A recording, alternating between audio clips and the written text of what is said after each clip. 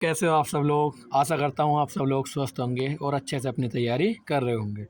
तो जो हम एनटीपीसी का अपना एनालिसिस कर रहे थे, उसी के कंटिन्यूएशन में हम लेके आ गए हैं जो 17 मार्च का जो हमारी सेकंड शिफ्ट हुई है उसका एनालिसिस। इसके हमारे पास टोटल क्वेश्चन जीके के आ गए हैं, तो उन्हीं क्वेश्चन का आज हम एनालिसिस करेंगे। तो बिना टाइम वेस्ट किए बढ़ते हैं पहले क्वेश्चन की तरफ। तो पहला जो क्वेश्चन पूछा गया था वो पूछा गया था, हमारी जो एक्सरसाइज होती है तलिस्मान सैबर, सैन्य अभ्यास किन देशों के बीच होता है ना। तो जो इसका उत्तर है, ये उत्तर है इसका ऑस्ट्रेलिया और जो हमारे यूएसए है उसके बीच होने वाला ये एक सैन्य अभ्यास है। तो इसके बारे में अतिरिक्त जानकारी भी मैंने यहाँ पे लिख के दी है। यह ऑस्ट्रेलिया का सबसे बड़ा द्विपक्षीय तथा बहुपक्षीय सैन्य अभ्यास है, जिसकी शुरुआत 2005 में हुई थी। यह हर 2 साल में होने वाला एक सैन्य अभ्यास है जो हर 2 साल में होता है। अगस्त 2023 में इसका 10वां संस्करण हुआ था और इसमें 13 देशों ने लगभग 30,000 सैनिकों ने हिस्सा लिया था, जो 13 देश हो गए थे। उसके बाद देखते हैं आगे और इसके बारे में जानकारी। भारत ने 2023 में पहली बार इस अभ्यास में ऑब्जर्वर के रूप में हिस्सा लिया था। चीन के बढ़ते प्रभाव को रोकने के लिए इंडो पैसिफिक क्षेत्र में यह अभ्यास बहुत महत्वपूर्ण है। उसके बाद बढ़ते हैं अगले क्वेश्चन की तरफ। वीडियो लाने में हमें इसलिए भी टाइम लग जाता है क्योंकि सारे क्वेश्चन हमें कलेक्ट करने होते हैं, तो इसमें अगर सारे क्वेश्चन चाहिए तो फिर टाइम तो लगेगा ही। बाकी दो चार क्वेश्चन तो शुरू में ही आ जाते हैं, ऐसे शिफ्ट खत्म हुई। लेकिन वीडियो हमारा लाने का पर्पज़ यही होता है कि हम ज़्यादा से ज़्यादा क्वेश्चन आपके साथ साझा कर पाएँ।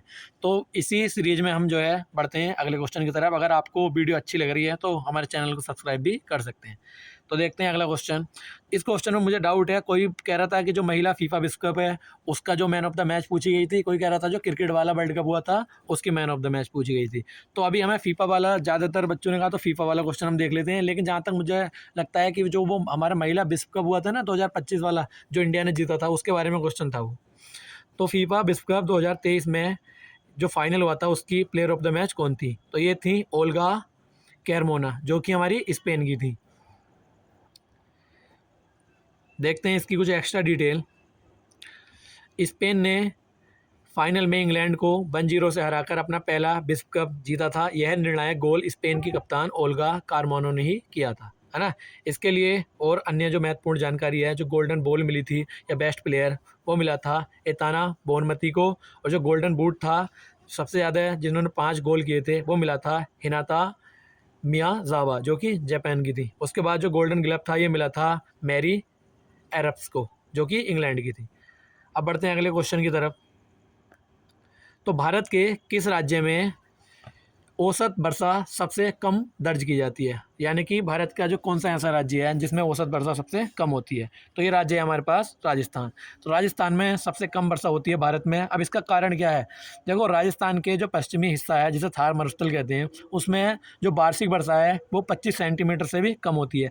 जैसलमेर में तो यह 10 से 5 सेंटीमीटर के ही आसपास रहती है। इसका जो भौगोलिक कारण है वो है अरावली, जो हमारी पर्वतमाला है, जो वो दक्षिण पश्चिमी मानसून आता है जो अरब सागर से है, उसके हवा के जो हवाएं आती हैं बिल्कुल उसके समांतर है। इसलिए हवा जो बिना टकराए निकल जाती हैं, और बिना टकराए अगर निकलती हैं तो फिर वो बारिश भी नहीं करती। अगर वो वहाँ टकराती तो ज़रूर वहाँ पे बारिश होती। और भारत में जो सबसे ज़्यादा वर्षा होती है वो होती है मेघालय के मोसिन राव में, जहाँ लगभग 1141 सेंटीमीटर वर्षा हर साल देखने को मिलती है। अब अगला क्वेश्चन था हमारा लौटते हुए मानसून के बारे में। जो लौटता हुआ मानसून है हमारा, वो क्या है और ये यहाँ कहाँ पर वर्षा करता है? तो अक्टूबर और नवंबर के दौरान मानसून का पीछे हटना, जो मुख्य रूप से तमिलनाडु या जो कोरोमंडल कोस्ट है वहाँ पे ये बारिश करता है। सितंबर के अंत में सूर्य भूमध्य रेखा की ओर खिसकने लगता है, जिससे उत्तर भारत में लो प्रेशर एरिया या लो प्रेशर जोन क्रिएट होता है या कमज़ोर पड़ जाता है, और जो मानसून है वो वापस लौटने लगता है। हवाओं की दिशा बदल जाती है और ये उत्तर पूर्व से पहने लगती हैं।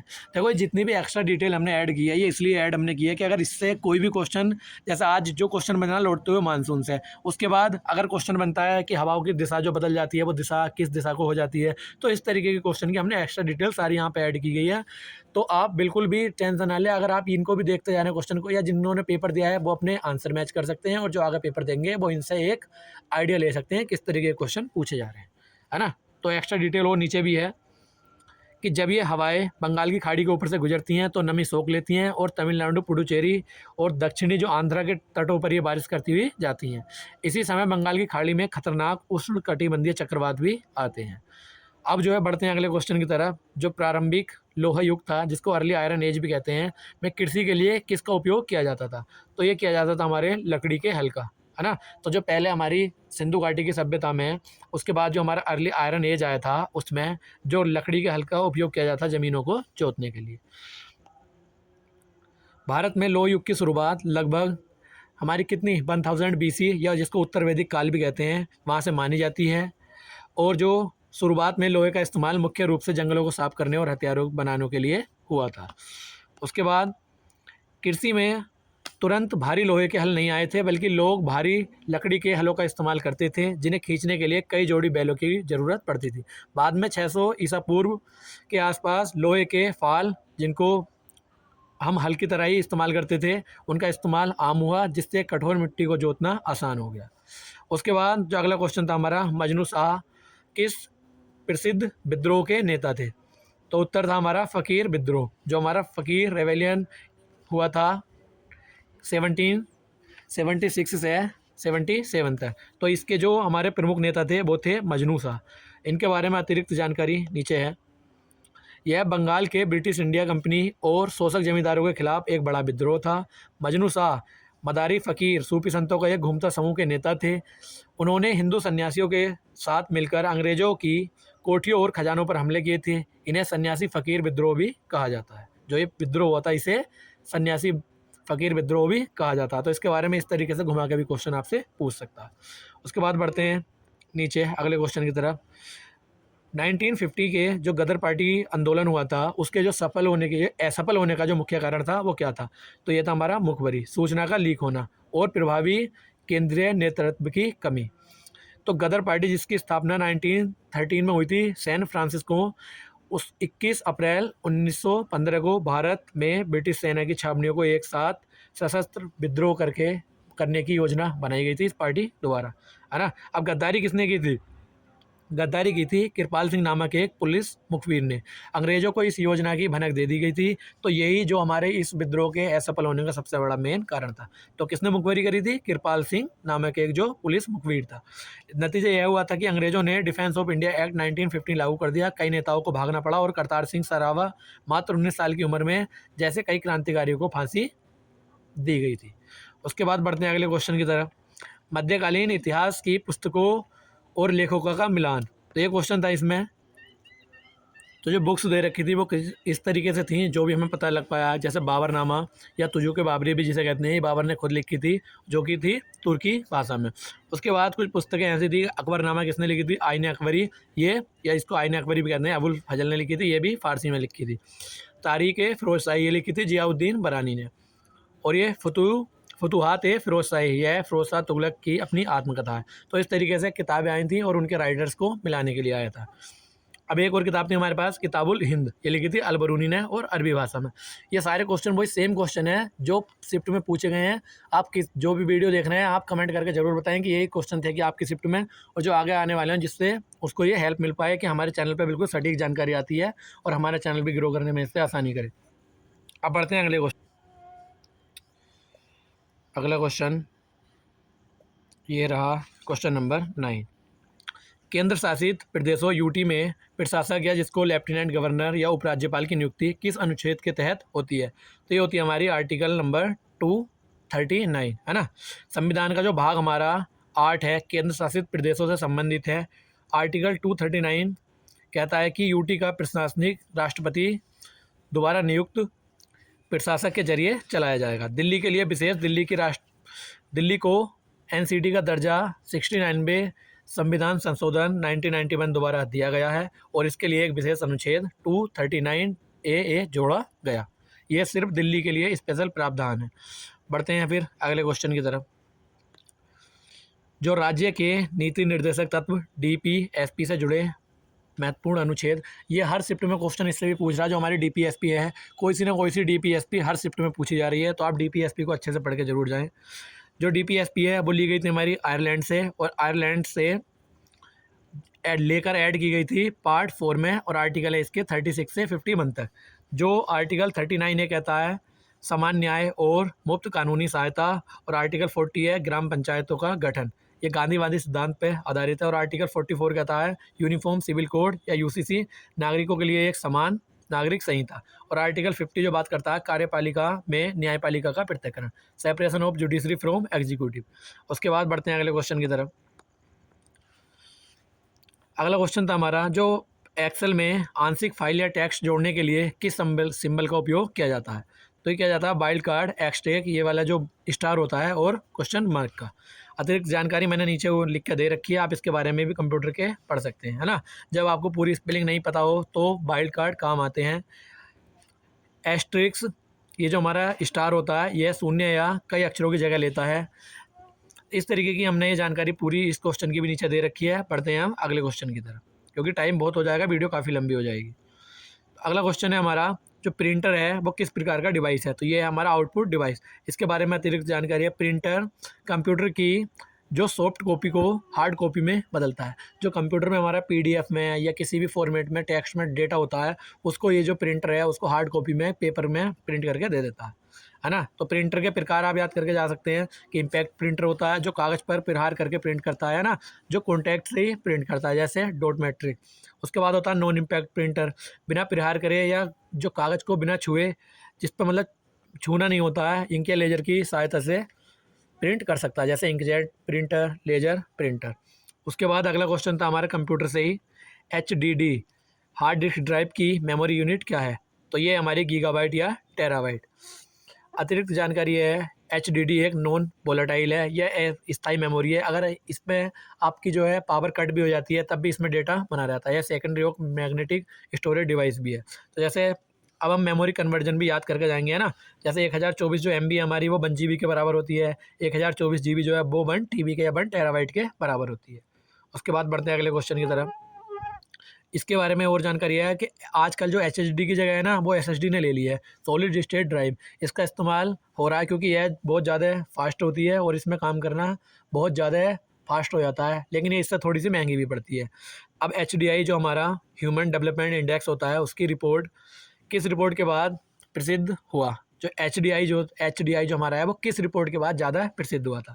तो इसका उत्तर है हमारा 1990 में प्रकाशित पहली मानव विकास रिपोर्ट, जो ह्यूमन डेवलपमेंट रिपोर्ट आई थी उसके बाद ये ज़्यादा प्रसिद्ध हो गया था। इसके बारे में जानकारी, इसे संयुक्त राष्ट्र विकास कार्यक्रम UNDP द्वारा जारी किया जाता है। जो इसके जनक हैं, इसे बनाने का श्रेय पाकिस्तानी अर्थशास्त्री महबूब उल हक और भारतीय अर्थशास्त्री अमर्त्य सेन को जाता है। HDI के जो 3 आयाम हैं वो इस तरीके से हैं, लाइफ एक्सपेक्टेंसी या लंबा और स्वस्थ जीवन, नंबर 2 ज्ञान या शिक्षा, और नंबर 3 है हमारा जीवन स्तर प्रति व्यक्ति आय। उसके बाद एक क्वेश्चन ये पूछा गया था, नोबेल शांति पुरस्कार हालिया विजेताओं की सूची, इसमें से कोई था, किसी को पूछा था कि किसको मिला है। तो ये क्वेश्चन हमारे पास है, नोबेल जो शांति पुरस्कार में हालिया जो विजेता हुए उनकी सूची इस प्रकार है। जो शांति का जो नोबेल है वो स्वीडन के बजाय कहाँ दिया जाता है, नॉर्वे में दिया जाता है। और जो 2023 का था वो मिला था नरगिस मोहम्मदी ईरान के, और उन्हें ईरान की महिलाओं के उत्पीड़न के खिलाफ लड़ने के लिए यह पुरस्कार मिला था। 2024 में जापानी संगठन निको हिडानक्यो को यह मिला है। यह संगठन हिरोशिमा और नागासाकी के परमाणु बम हमले से बचे हुए लोगों का जो परमाणु मुक्त दुनिया के लिए काम कर रहा है। उसके बाद एक क्वेश्चन था हमारा साइटोस्केलेटन से, कि साइटोस्केलेटन क्या है, इसके बारे में देखते हैं हम। यह कोशिका के अंदर प्रोटीन तंतुओं का एक जटिल जाल या कंकाल होता है। ऐसा मान सकते हैं यह एक,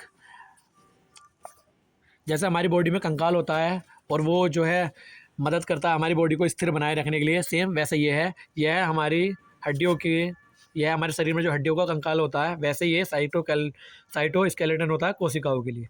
यह कोशिका के अंगों को उनकी जगह टिकाए रखता है, कोशिका विभाजन में मदद करता है और सेल की गतिशीलता को कंट्रोल करता है। पढ़ते हैं अगले क्वेश्चन की तरफ। जो गेहूँ है, गेहूँ किस मौसम की मुख्य फसल है। तो ये हमारी रावी की फसल। बुआई इसकी जो होती है अक्टूबर से दिसंबर के टाइम पे होती है और कटाई होती है अप्रैल से मई के टाइम में। और जो रावी की अन्य फसलें वो हैं जो चना, मटर, सरसों, आलू आदि, है ना। गेहूँ बोते समय ठंडी जलवायु 10 से 15 डिग्री और पकते समय तेज़ खिली धूप जो 21 से 26 डिग्री सेंटीग्रेड हमारी होनी चाहिए। हरित क्रांति का सबसे ज़्यादा फायदा गेहूँ की पैदावार को ही मिला था। जो हमारी हरित क्रांति जिसका जनक कहा जाता है स्वामी, किसको, स्वामीनाथन को, MS स्वामीनाथन को। पढ़ते हैं अगले क्वेश्चन की तरफ। जो हड़प्पा सभ्यता के लोग थे जो तांबा कहाँ से आयात करते थे। तो खेतड़ी की खदानें थी हमारे राजस्थान में, और ओमान, एशिया जो पश्चिम एशिया है वहाँ से ये हमारे कॉपर का आयात करते थे। सिंधु घाटी सभ्यता एक ब्रोंज एज या कांस्य युगीन सभ्यता थी। कांसा बनाने के लिए तांबा और टिन को मिलाया जाता था। टिन जो है अफगानिस्तान और ईरान से लेते थे, और जो सोने की जो हमारी खदानें देखने को मिलती है वो कर्नाटक में, जो आपने KGF मूवी भी देखी है वो इसी के ऊपर है। कोलार जो हमारी गोल्ड फील्ड है, जो खदानें हैं, KGF जो मूवी है वो कर्नाटक में ही है। उसके बाद जो हमारा लेपिस लजूली था वो मेसोपोटामिया या अफगानिस्तान से मिलता था वो। अब बढ़ते हैं अगले क्वेश्चन की तरफ। दक्षिण भारत के प्रसिद्ध मंदिर जैसे तंजावुर का बृहदेश्वर मंदिर किस सामग्री से बना है? कुछ इस तरीके का क्वेश्चन था, या तो कोई मंदिर पूछा होगा या फिर वो किस सामग्री से बना है, ये सब पूछा होगा। तो हमने इसमें सब कवर किया है। तो ये बना था हमारा ग्रेनाइट से। जो चोल वंश के राजा थे, राजा राजम प्रथम, उन्हों के द्वारा बनाया गया था ये बृहदेश्वर मंदिर जो तंजावुर में है। पूरी तरीके से ग्रेनाइट से बना हुआ दुनिया का पहला मंदिर है। यह द्रविड़ आर्किटेक्चर होता है हमारा मंदिर बनाने का, ये उस पर आधारित है। और ये जो इसका शिखर है उस पर 80 टन का एक पत्थर रखा गया था। यह जो हमारी यूनेस्को होती है उसकी वर्ल्ड हेरिटेज साइट है। आप सोचो 80 टन का पत्थर, उस टाइम ना JCB होती थी ना क्रेन वगैरह होती थी। तो मैं बात कर रहा था कि वो जो 80 टन का हमारा पत्थर था, उस टाइम ना क्रेन होती थी, वो कैसे लेके गए होंगे। सोचो उस टाइम के लोग भी कितना ज़्यादा आर्किटेक्चर है, कितने ज़्यादा दिमागी तेज थे जो इस काम को भी वो कर पाए, है ना। ऐसा बताया जाता है कि उन्होंने बहुत लंबा एक प्लेन बनाया था जिसमें ढलान कम था, और बहुत दूर से बहुत लोग उस पत्थर को धकेलते हुए लाए थे, और तब जाकर मंदिर पर रखा गया था। तो बात करते हैं अगले क्वेश्चन की। अगला क्वेश्चन है हमारा, स्वतंत्रता दिवस पर गाँव के लिए कौन सा जो ऐप पोर्टल चर्चा में रहा है? तो ये रहा था हमारा ग्राम स्वराज, या स्वामित्व योजना के दौरान इसको बनाया गया था। तो इसका नाम था हमारा ग्राम स्वराज। ग्राम स्वराज यह पंचायत के विकास कार्यों, फंड्स और खर्चों की पूरी जानकारी पंचायत वासियों को ऑनलाइन देता है। इसके तहत ड्रोन तकनीक का उपयोग करके गाँव के लोगों के घरों और ज़मीनों की मैपिंग की जा रही है, और उन्हें प्रॉपर्टी कार्ड दिए जा रहे हैं। उसके बाद बात करते हैं अगले क्वेश्चन की तरफ। जो हमारा ऑपरेशन ट्विस्ट था, यह ट्विस्ट पॉलिसी यह क्या है? यह RBI द्वारा इस्तेमाल किए जाने वाला एक मौद्रिक नीति उपकरण है। इसमें RBI एक समय में छोटी अवधि या शॉर्ट टर्म के सरकारी बॉन्ड बेचता है और लंबी अवधि के सरकारी बॉन्ड खरीदता है। इसका उद्देश्य है मार्केट में जो लंबी अवधि के लोन जैसे होम लोन पर ब्याज दर कम करना, जिससे निवेश बढ़ सके। उसके बाद बढ़ते हैं अगले क्वेश्चन की तरफ। तो ये जो हमारा लोक नृत्य का मिलान करने के लिए आया था, जिसमें पनिहारी और बाउल नृत्य बताया गया था कि ये दो नृत्य पूछे गए थे। जो हमारा पनिहारी जो नृत्य है वो हमारा राजस्थान का, और बाउल है पश्चिम बंगाल का। ये दो नृत्य बताए गए थे, ये पूछे गए थे। तो जो हमारा पनिहारी है राजस्थान का पारंपरिक लोक नृत्य है, जो कालबेलिया जनजातियों की महिलाओं द्वारा किया जाता है। यह पानी की कमी और संघर्ष को दर्शाता है। जबकि बाउल जो है यह पश्चिम बंगाल और बांग्लादेश की एक आध्यात्मिक और सूफी संगीत परंपरा है। बाउल गायक एक तरह बजाते हुए गाते हैं और नाचते हैं। बढ़ते हैं अगले क्वेश्चन की तरफ। अगर वीडियो आपको पसंद आ रही है और कुछ भी हेल्प मिल रही है तो प्लीज़ चैनल को सब्सक्राइब जरूर करें। बहुत सारी वीडियो ऐसी आने वाली हैं, सारे रेलवे के हम एग्जाम कवर करेंगे। जो हमारी प्राकृतिक गैस के आयात पर जो टैरिफ कटौती का क्या प्रभाव होता है, ये क्वेश्चन पूछा गया था। टैरिफ जो हमारा आयात शुल्क होता है वो कम होने से घरेलू बाजार में गैस सस्ती हो जाती है। भारत अपनी ज़रूरत का लगभग 50% गैस जो LNG आयात करता है। जब सरकार इस पर कस्टम ड्यूटी कम करती है तो घरों में आने वाली PNG तथा गाड़ियों में डलने वाली जो CNG हमारा होती है, वो उसकी जो कीमतें हैं वो कम होने लगती हैं, जिससे उर्वरक कंपनियों को भी काफ़ी फ़ायदा होता है। अब इस टाइम आप सुनने होंगे कि जो CNG हमारे CNG नहीं, CNG गैस है और जो LPG सिलेंडर हमारे महंगे हो रहे हैं, जबकि ऐसा है कुछ नहीं, बस ये कुछ लोगों ने वो बना रखा है।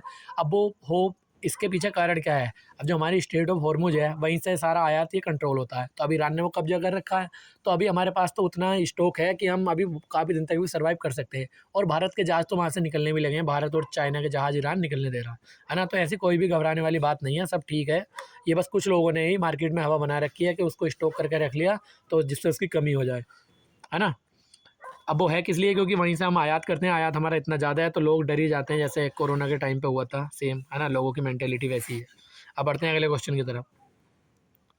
जो हमारा बोयल का नियम है, जो बोयल्स लॉ है, इसके बारे में क्वेश्चन पूछा गया है। तो इसको हम कर दें। देखो ये क्या क्वेश्चन था। स्थिर ताप पर गैस का जो दबाव होता है उसके आयतन के व्युत्क्रमानुपाती होता है ना।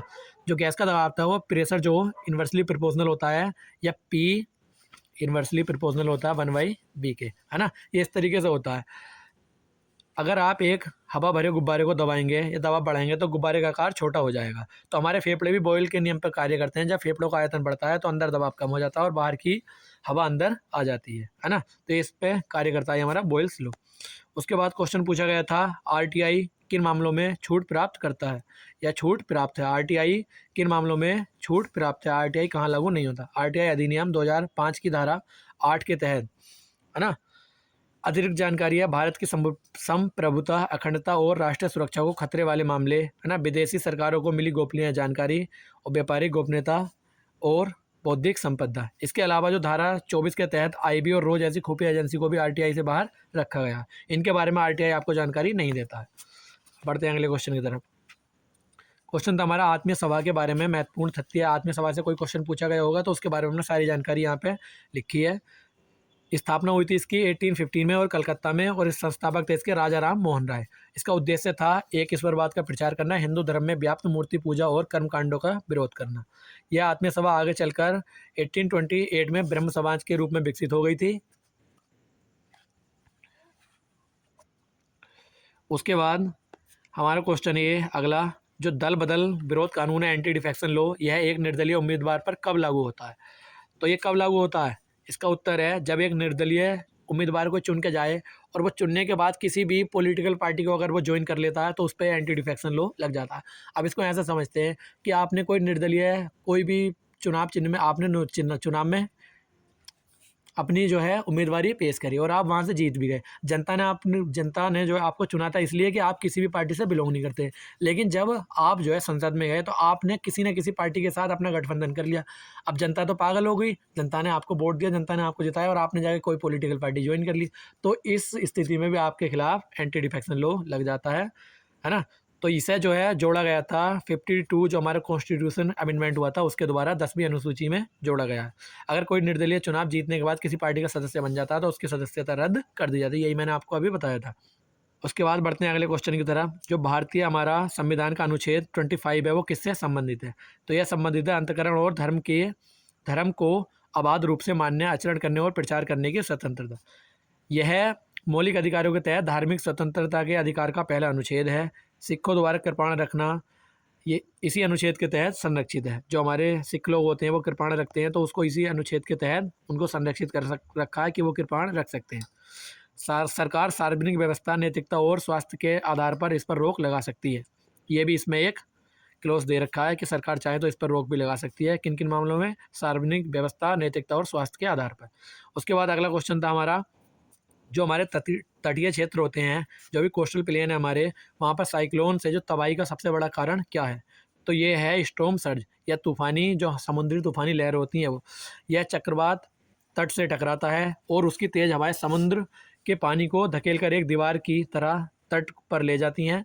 समुद्र का जल इस तरह अचानक बढ़ जाता है, खारा पानी बस्तियों में घुस जाता है, जिससे सबसे पहले जो सबसे ज़्यादा मौतें और फसल की बर्बादी होती है, सबसे पहले यही काम होता है।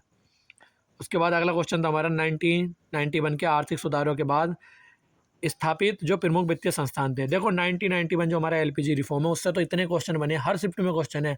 तो ये सोचो कितना ज़्यादा हॉट टॉपिक होगा। इसको तो आपको छोड़ के जाना ही नहीं है, इसको जरूर से जरूर पढ़ना है, जो हमारा 1991 का एलपीजी रिफॉर्म थे। तो इसमें पूछा गया क्वेश्चन कि 1991 के जो आर्थिक सुधार थे उनके बाद कौन सी हमारी प्रमुख वित्तीय संस्थान इस्टेब्लिश की गई थी। तो सबसे पहले इस्टेब्लिश किया गया था एनएसई को, जो हमारा नेशनल स्टॉक एक्सचेंज है उसको इस्टेब्लिश किया गया था। 1991 के जो उदारीवाद के बाद शेयर बाजार को पारदर्शिता लाने के लिए फेरवानी समिति की सिफारिश पर 1992 में एनएसई की स्थापना की गई थी। यह भारत का पहला पूरी तरीके से इलेक्ट्रॉनिक स्टॉक एक्सचेंज था। 1992 में सेबी को जो वैधानिक शक्तियाँ दी गई थी। उसके बाद अगला क्वेश्चन था हमारा रिट्स से संबंधित। जो मौलिक अधिकारों के हनन पर जो रिट्स इशू करता है, जो हमारा सुप्रीम कोर्ट है, और जो हाई कोर्ट भी रिट्स इशू कर सकता है, उसके बारे में एक क्वेश्चन पूछा गया था। तो सुप्रीम कोर्ट जो रिट्स इशू करता है वो करता है आर्टिकल 32 के तहत और हाई कोर्ट 226 के तहत। अभी रिट्स कौन कौन सी हैं इनके बारे में यहाँ पे लिख रखा है। जो 5 तरीके की रिट्स होती है, एक बंदी प्रत्यक्षीकरण, एक परमादेश, और एक होती है प्रतिषेध, एक उत्प्रेषण और अधिकार परीक्षा। उसके बाद एक क्वेश्चन था हमारा स्थितिज ऊर्जा, पोटेंशियल एनर्जी क्या है। तो किसी भी वस्तु की विशेष स्थिति या उसके कारण उसमें जमा हुई ऊर्जा है। कोई वस्तु अगर रेस्ट पे है तो उसके अंदर जो ऊर्जा है उसी को बोलते हैं उसकी स्थितिज ऊर्जा। इसका फॉर्मूला भी है पीई पोटेंशियल एनर्जी बराबर mgh, जहाँ m होता है हमारा द्रव्यमान, g होता है गुरुत्वीय त्वरण और h होती है हमारी ऊंचाई। तो जो बांध में रुका हुआ पानी है या खिंचा हुआ धनुष या स्प्रिंग है या छत पर रखी हुई पानी की टंकी है, उसमें स्थितिज ऊर्जा है। जैसे उससे पानी खोलोगे तो वो स्थितिज ऊर्जा बदल जाएगी हमारी काइनेटिक एनर्जी में और फिर वो गति करने लगता है, तो फिर वो काइनेटिक एनर्जी में परिवर्तित हो जाती है। उसके बाद बढ़ते हैं अगले क्वेश्चन की तरफ। जो विंडोज़ 11 में file extension type of file पूछा गया था, तो इसमें जो है क्वेश्चन तो हमें बिल्कुल डायरेक्ट या ऑप्शन में उसके वगैरह नहीं मिले, तो अतिरिक्त जानकारी ऐसे हो सकती है। जो .docx होता है, ये माइक्रोसॉफ्ट वर्ड जो होता है उसकी डॉक्यूमेंट फाइल का एक्सटेंशन है, और जिप जो है यह एक कंप्रेस्ड आर्काइव फाइल होती है जिसका इस्तेमाल कई फाइलों के साइज को छोटा करके भेजने के लिए होता है। बढ़ते हैं अगले क्वेश्चन की तरफ। जो प्रधानमंत्री मत्स्य संपदा योजना PMMSY का जो मुख्य उद्देश्य था वो क्या था? भारत में मत्स्य पालन या फिशरीज क्षेत्र का सतत विकास करना। इसके बारे में ये जानकारी है। इसे सितंबर 2020 में लॉन्च किया गया था। यह नीली क्रांति का हिस्सा है। मछली उत्पादन को बढ़ाना, निर्यात बढ़ाना और सबसे महत्वपूर्ण मछुआरों और मछली किसानों की आय को दोगुना करना, इसका ये उद्देश्य था जो हमारे PMMSY योजना लॉन्च की गई थी प्रधानमंत्री के द्वारा। अब जो बढ़ते हैं हम लास्ट क्वेश्चन की तरफ। भारत का सबसे बड़ा सौर ऊर्जा संयंत्र, बिगेस्ट सोलर प्लांट कौन सा है? तो ये हमारा भड़ला सोलर पार्क या भड़ला सोलर पार्क। ये कहाँ पे है? ये राजस्थान के जोधपुर ज़िले में स्थित है। यह है 2245 मेगावाट क्षमता के साथ पूरी दुनिया का सबसे बड़ा सोलर पार्क है। गुजरात के कच्छ में बन रहा खाबड़ा जो रिन्यूएबल एनर्जी पार्क तेज़ी से विकसित हो रहा है, जो पूरा होने पर दुनिया का सबसे बड़ा पार्क बन जाएगा, है ना। जैसे वो 2.24 GW का है और ये होगा 30 GW का, तो सोचो ये कितना बड़ा होगा, है ना। तो यही हमारे पास टोटल क्वेश्चन थे और हम सारे क्वेश्चन देख चुके हैं जितने हमें मिल पाए, और ये सारे सटीक क्वेश्चन है। आप किसी से पूछ के देखना कि यही क्वेश्चन थे या नहीं थे। तो ऐसी जानकारी आपको हमारे इस चैनल पर सारी शिफ्ट की मिलती रहेगी। तो आगे सभी शिफ्टों की जानकारी के लिए हमारे टेलीग्राम चैनल को भी ज्वाइन कर लें और हमारे चैनल को सब्सक्राइब करके बेल आइकन दबा लीजिए। आपको सारी जो भी शिफ्टें होने वाली हैं, जितने भी एग्जाम होंगे, सबकी जानकारी ऐसे बिल्कुल सटीक मिलती रहेगी। तो मिलते हैं अगली वीडियो में, तब तक के लिए धन्यवाद।